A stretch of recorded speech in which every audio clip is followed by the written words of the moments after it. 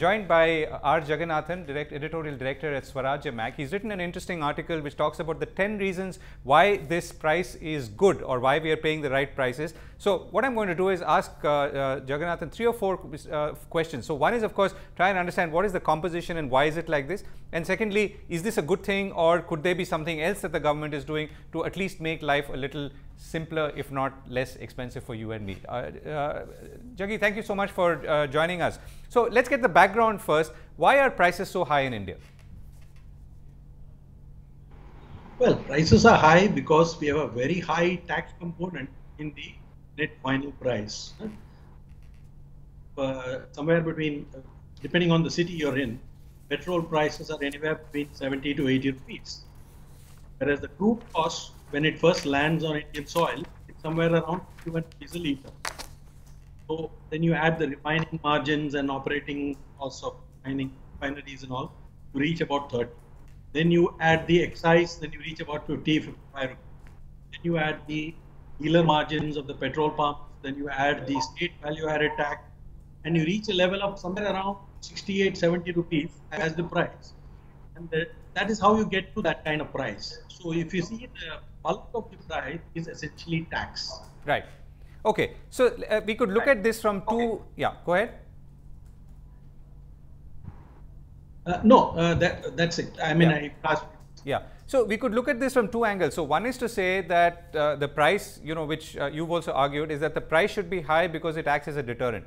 The second is to say that should the price be so high and should the taxes be so high, and then of course where are those taxes going? So could you approach this question from both angles?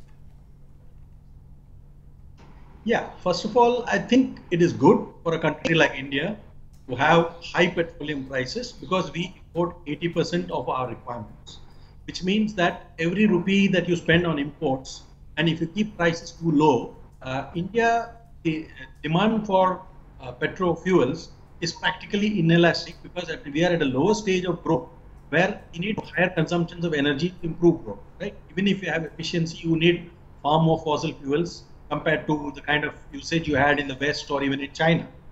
Now, because of that, if you keep prices low, your yearly demand will just shoot up 25-30% without a problem.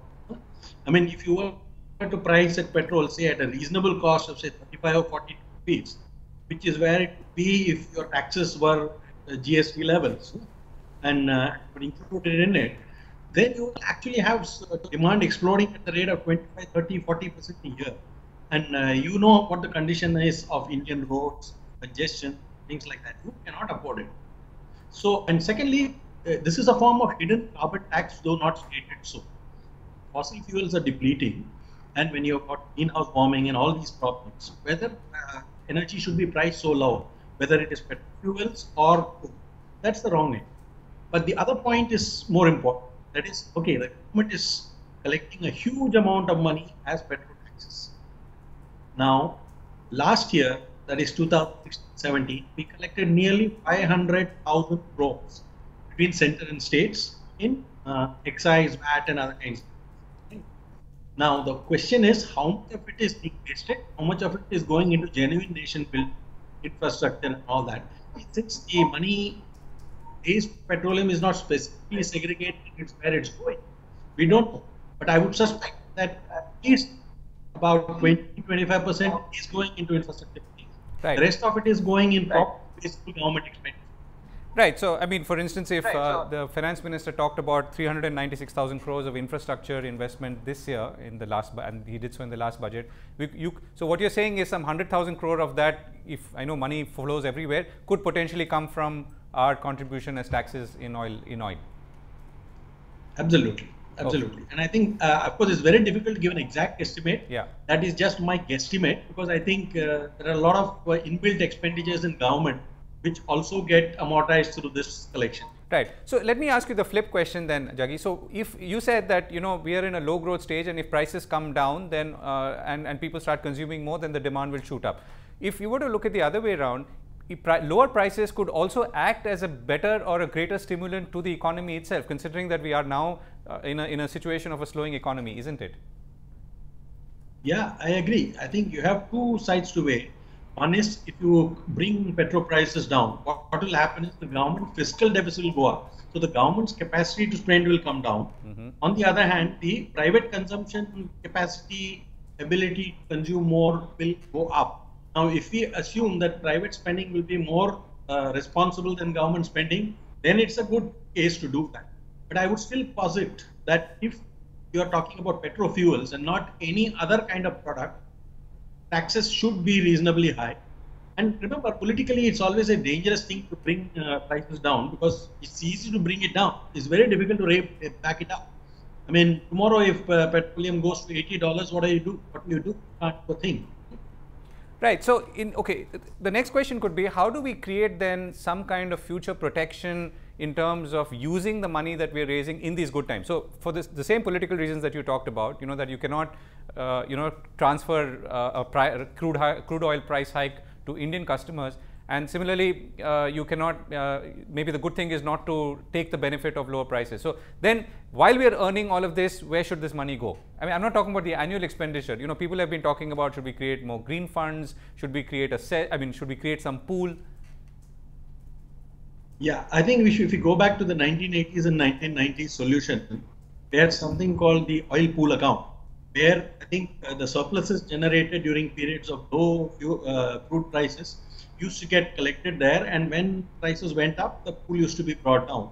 I think that kind of system is better, so that you have a more one-to-one correlation between taxes that are raised and where they get spent. So if a lot of the taxes are put into the pool account, where we know exactly where it is going, that it is serving as some kind of a buffer for sudden spikes in prices, then we know that the rest of the money, where exactly it's going. Right now, the whole thing is in the consolidated fund, and you don't know where the money is going.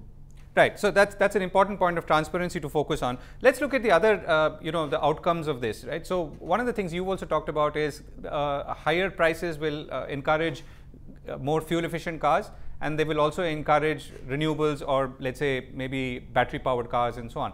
So, but do you feel that the effort that's being made now, obviously a lot of this effort has to come from the private sector, is there enough incentive? Is that whole effort and initiative, does it have enough legs? Is there enough steam in it to actually create some kind of a counterbalance?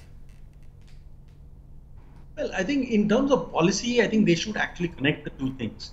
That is, if you are of course, we have seen a huge growth in solar power, and we have seen that the units and the price at which they are sold are almost becoming competitive with coal-fired thermal power plant electricity. So that is one advantage you have when you take away the disadvantage of using renewable sources as opposed to the advantage of fossil fuel. But this needs to be built into a consistent policy, and oil ministry really needs to be part of a larger energy ministry where you have coal, oil, and electric power and everything all under one roof, so that you know, and renewable energy, so that you can see where the trade-offs are, and you're able to clearly see that by keeping this price high, you are actually encouraging that.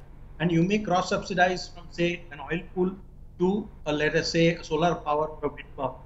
Right now, they all operate in separate silos, whereas logically, you should be taxing oil or coal in order to subsidize, say, wind power or solar energy or geothermal power. So those are the things where we need to see that this money, if it goes directly there, nobody will object. Right. Okay. You're ultimately getting energy. Yeah. So, just to come back to the retail consumer. So, if the retail consumer is being disincentivized today, what is the option for the retail consumer given where our state of public transport and infrastructure is? I'm really at this point of time. Look, our problem is that there is an excessive consumption on private vehicles. Okay, when I say excessive, I'm not saying it is the biggest worry right now, but we undertax cars, and the only way to make up for it is to overtax fuel. That is what we are doing. I think cars should probably be much higher priced. Public transport should be subsidized, and we are not doing that. We are trying to drive public transport into the ground by encouraging cars.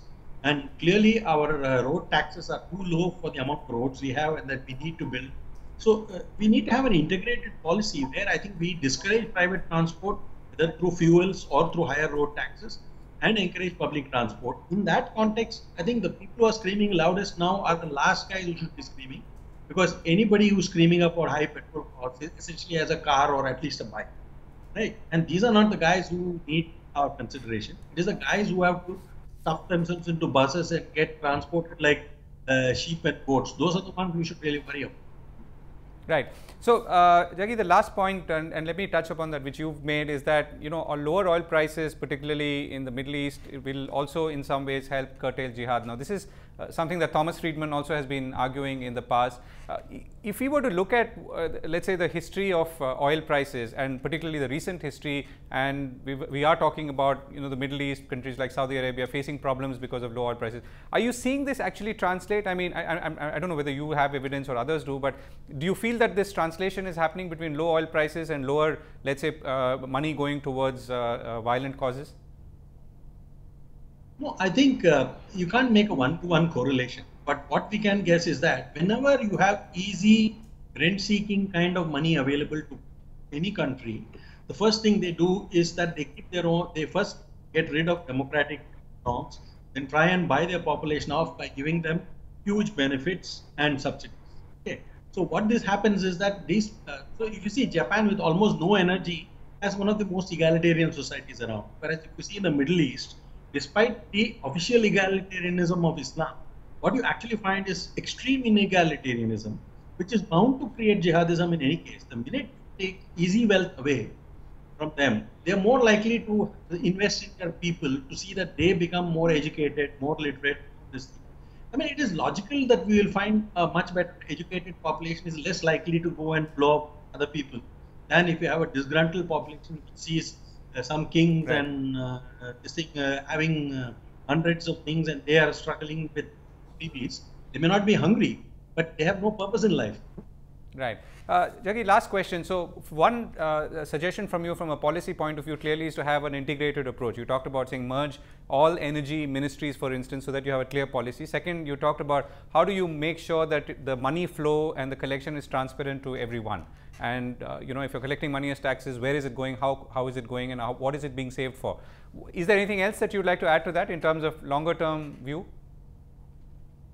No, I mean, quite obviously, if you want to create a buffer so that we don't sudden spikes or drops in oil prices do not immediately get translated to the level of the pump, then you will have more moderate and steady growth in petroleum demand, which is a good thing. Second thing is a large part of the surpluses collected when taxes are high ought to go into subsidizing or encouraging renewable energy. All this makes sense if you are deciding policy not in silos like separate like renewable energies, coal, power, oil. Each of them is almost a separate ministry. They need to come under a common minister. You can have separate departments under them. Together we need to coordinate them. And also just like you're trying to coordinate today, railways and roads need to be together. You need a transport ministry. You don't need a road ministry and a railway ministry and shipping ministry. So you need to coordinate that. That is where I think maximum governance, minimum government probably help, because all these things will get settled at a level of policy. Right. Jaggi, that's a good note to end on. Thank you so much for speaking with us. Thank you. Well, that's all we have time for on Boom Fact Check this time. We were talking to R. Jagannathan, Editorial Director at Swarajya. We're going to be back very soon for our next edition and episode. Thanks for watching.